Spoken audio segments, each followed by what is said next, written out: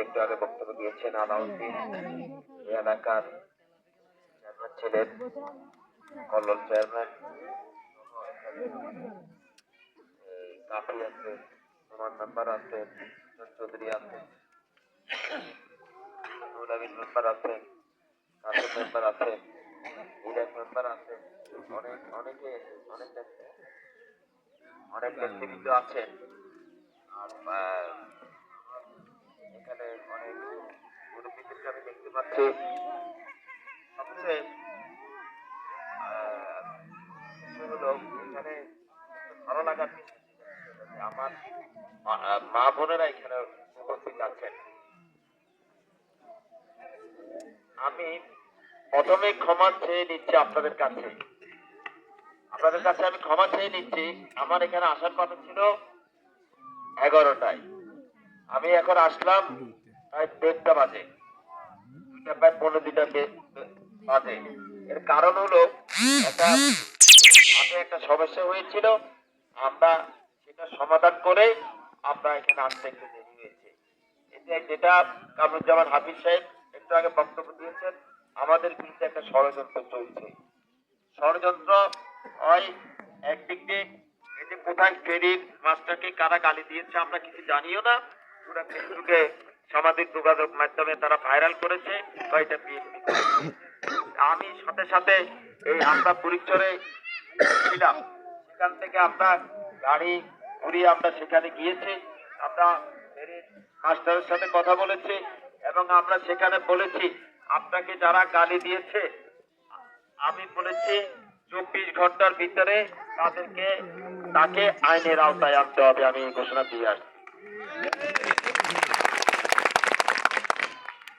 এবং ফেরি চালু করে দিয়েছি। শুনুন, এগুলা ষড়যন্ত্র হবে। দেখেন আমার বাসায় যেখানে থাকে ওরা লাঠি ছোটা অস্ত্র নিয়ে একটা, আমি কারো আসলে সমালোচনা করি না, তারপরে কথাগুলো বলতে হচ্ছে যে একটা ক্যান্ডিডেট সে নিজের নেতৃত্ব দিয়ে আমার বাসায় বৃষ্টির মতো ইটপাটকেল নিক্ষেপ করেছে। আমি আমার অনেক নেতা কর্মী ছিল এখানে, আমার সকল নেতৃবৃন্দ ছিল, কল্লোল ভাই সেদিন এখানে ছিল। আমি বলেছি আমি কোনো একটা লোক, আমার দলের একটা নেতা কর্মীকে আমি বলেছি আপনারা এখান থেকে বের হবেন না। এখানে নেভি ছিল, পুলিশ ছিল, আমার বাসা সবাই অবস্থান নিয়েছে। তারপরও তারা আমার বাসায় আমার গাড়িতে ইট পাটকেল মেরেছে, আমার বাসার সরাসরি ইট পাটকেল মেরেছে, আমার নেতা কর্মীরা আহত হয়েছে। তারপরে তো আমি ধৈর্যের পরিচয় দিয়েছি। আমি বলেছি এসব দুরাজ্য সন্ত্রাস আমি পছন্দ করি না। এসব সন্ত্রাস নৈরাজ্য করে আপনার মনে করতেছে জোর করে তারা ভোট দেবে, সন্ত্রাস করে আমাদের নেতা কর্মীদেরকে দমন করবে। এগুলা কি আপনারা মোকাবেলা করতে পারবেন না? সন্ত্রাস থাকবে না, শামীম ভাইয়ের ঘোষণা। দেখেন কোথায় ফেরি, আমাদের সাথে তো কোনো কানেকশনে নাই, আমাদের বিষয় না। তারপরও আমাদের নাম যেহেতু তারা ফেসবুকে ভাইরাল করছে, এই জন্য আমি নিজে গিয়েছি। আমি বলেছি যত বড় এমনি, আমি আজকে এই সবাই বলতেছি আমি সব সময় সন্ত্রাসের বিরুদ্ধে, চাঁদাবাজির বিরুদ্ধে আমি কথা বলি। আমি প্রত্যেকটা মিটিং এ আমি বলেছি যারা সন্ত্রাস করে সেই সন্ত্রাসীদের জায়গা আমাদের হাতে হবে না, এটা আমি পরিষ্কার বলেছি। যারা চাঁদাবাজি করে, যারা অপকর্ম করে, যারা জনগণের অধিকার খর্ব করে, যারা জুলুম করে, তাদের জায়গা আমাদের হাতিয়া হবে না ইনশাআল্লাহ। আপনারা আমাদের সাহায্য করেন, আপনারা দেখতে পাবেন আগামী 12 তারিখে যে নির্বাচন, সেই নির্বাচনে আমি তো মনে করি হাতিয়া বাসী আর ঐক্যবদ্ধ হয়েছে ধানের শীষকে প্রতীককে ভোট দেওয়ার জন্য। সেই জন্য তাদের মাথা খারাপ হয়ে গেছে, একটার পর একটা ঘটনা ঘটাচ্ছে। তো কতক্ষণ বলে যে গাড়িতে কি কারা ইট মারতেছে, পাথর মারতেছে, আমি তো সারা নিজে চলাচল করতেছি, আমি তো এগুলো দেখতে পাচ্ছি না। নিজেরা এগুলো নিজেরাই সৃষ্টি করবে। আপনাদেরকে খেয়াল রাখতে হবে। এখানে আমাদের পরিচয় ভাইদেরকে বলতেছি, আপনাদেরকে এই বিষয়গুলো আপনাদেরকে খেয়াল রাখতে হবে, সতর্ক দৃষ্টি রাখতে হবে। কোন ষড়যন্ত্রের ফাঁদে পা দেওয়া যাবে না। কারণ নির্বাচনকে বানচাল করার জন্য একটা গোষ্ঠী ষড়যন্ত্র করছে। তারেক রহমান সাহেবের কথা বলেছেন না? কোন গোষ্ঠীর কথা বলেছেন? যারা এখন আমাদের হাতিয়ায় তারা এই কাজগুলা করতেছে, সেই গোষ্ঠীর কথাই তারেক রহমান সাহেব সেদিন বলেছেন। যাই হোক, আমি সেই বিষয়ে আর যাচ্ছি না। এখন আসেন আমাদের এই যে আজকের এই সবাই, আমাদের মূল যে বক্তব্য, আপনারা জানেন বিএনপির চেয়ারম্যান তারেক রহমান উৎকালিতে দ্বীপ সরকারি কলেজ মাঠে আমাদের সাথে উনি জনসভায় যোগ দিয়েছিলেন না ঢাকা থেকে? তিনি বলেছেন, এর আগে আমি একটি কথা বলতেছেন, উনি কি বলেছেন? উনি যখন ওনার বক্তব্য দিচ্ছেন, বক্তব্য দেওয়ার সময় উনি অনেকগুলা কথা বলেছেন। আমি যখন দেখলাম যে উনি নদী ভাঙার সমস্যার কথা বলছে না, ভূমিহীনদের পুনর্বাসনের কথা এখনো বলতেছে না, আমি একটু ভয় পেয়ে গিয়েছিলাম। এটা আমার এই হাতিয়াবাসী তো মূল দাবি হলো এটা। তখন আমি কিন্তু এই কথাটা উনি বলতেন, ওনার কাছে নোট ছিল। তারপরও দেখেন, একজন প্রধানমন্ত্রী, আগামী দিনের প্রধানমন্ত্রী, এই 12 তারিখ গেলে তো উনি প্রধানমন্ত্রী হিসেবে শপথ নেবেন। কারণ বাংলাদেশের জনগণ উন্মুখ হয়ে আছে ধানের শীষকে ভোট দেওয়ার জন্য। ঠিক তো নাকি?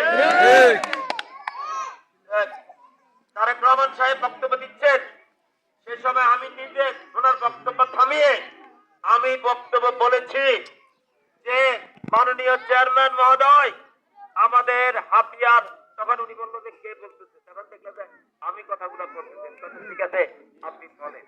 তখন আমি বলেছিলাম আমাদের হাতিয়ার প্রধান সমস্যা হলো নদী ভাঙন সমস্যা। তখন সমগ্র মাঠ আবাদ করলো। কি কথা ঠিক তো? এটা বলা, এই কথাটা বলার সাথে সাথে উনি বলল, হ্যাঁ স্বামী, আমি তো বলেছি আমি ব্লক বাঁধ নির্মাণ করে আমি নদী ভাঙন কথা বলছে না? আবার উনি এক কথা বলেছেন, আমি বেড়িবাঁধ নির্মাণ করব। যেদিন বেড়িবাঁধ কাজ শুরু হবে সেদিন আমি নিজে উদ্বোধন করতে আমি হাতিয়ায় আসবো। কার কথা? এটা তারেক রহমানের কথা। আমি প্রিয় এলাকাবাসী, তারপর দ্বিতীয়ত আপনি আসেন, উনি ভূমি যে আলাউদ্দিন ব্যাখ্যা দিয়েছে যে উনি ভূমিহীনদের পুনর্বাসনের কথা বলেছেন।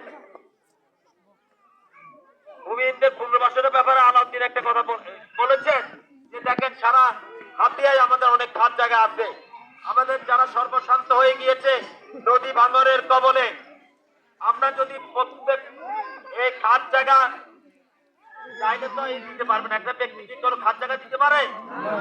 অনেকে করে কি চার্জ নেই, বিভিন্ন ভাবে মানুষকে বিভ্রান্ত করে, টোকেন নেয়, টাকা দিয়ে আমরা ওখানে টাকা দেবো। এটা কি টাকা দিতে পারে এভাবে? আমরা বলেছি, তারেক রহমান সাহেব যে কথাটা বলেছে যে ভূমিহীনদেরকে পুনর্বাসন করবে, কিভাবে পুনর্বাসন করবো? আমরা একটা পরিকল্পনা করেছি। আমি নির্বাচিত হলে, তারেক রহমান ইনশাল্লাহ প্রধানমন্ত্রী হলে, ভূমিহীনদেরকে আমরা যে জায়গা দেব, অনেক চর কিন্তু খাদ জায়গা আছে, অনেক চর জেগে উঠেছে, ওখানে খাদ জায়গা আছে। আমরা যদি প্রতিটা পরিবারকে 2 একর করে জায়গাও দিয়ে দিই, তাহলে অনেক জায়গা খালি থাকে না? থাকে। তাহলে আমরা প্রত্যেকটা পরিবারকে করে আমরা জায়গা দেবো। এটা আমাদের পরিকল্পনার মধ্যে আমরা আছে। আমি নির্বাচিত হলে, সরকার গঠন করলে ইনশাল্লাহ আমরা এটা করবো ইনশাল্লাহ। তারপর আসেন, এখানে বক্তব্য দিয়েছেন আমাদের অনেক ছেলে ভাইরা মাছ ধরতে যান, তারা আইন শৃঙ্খলা বাহিনী কর্তৃক হয়রানির শিকার হন। আমি আজকের এই সবাই পরিষ্কার বলে দিতে চাই, ইনশাল্লাহ 12 তারিখের পরে আমার যারা ছেলে ভাইরা মাছ ধরতে যাবে, তারা নির্ভয়ে নির্বিঘ্নে মাছ ধরতে পারবে। কেউ যাতে তাদেরকে হয়রানি না করে সেই ব্যবস্থা ইনশাআল্লাহ আমরা নেব।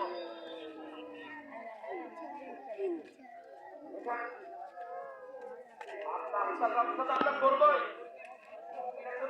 এটা তো আমার যদি যে কথাটা বলেছে এটা তো আমরা রাস্তা করবো, যে রাস্তার শুধু এখানটা নয়, আমাদের পুরো হাতিয়ায় রাস্তার যে অবস্থা, আমাদের খবরটা শেষ করতে করতে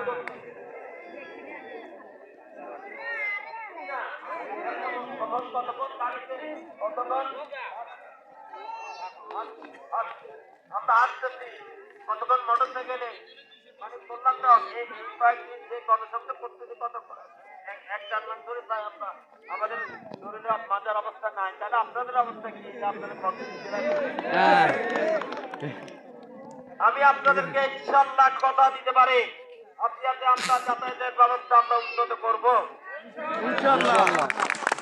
তারপরে বুড়িচরের পাশে আমরা বলেছি, তারেক রহমান সাহেব বলেছে জাহাজমারাকে উপজেলা উন্নত জাহাজমারা রূপান্তরিত, জাহাজমারাকে উপজেলা রূপান্তরিত করবো ইনশাআল্লাহ।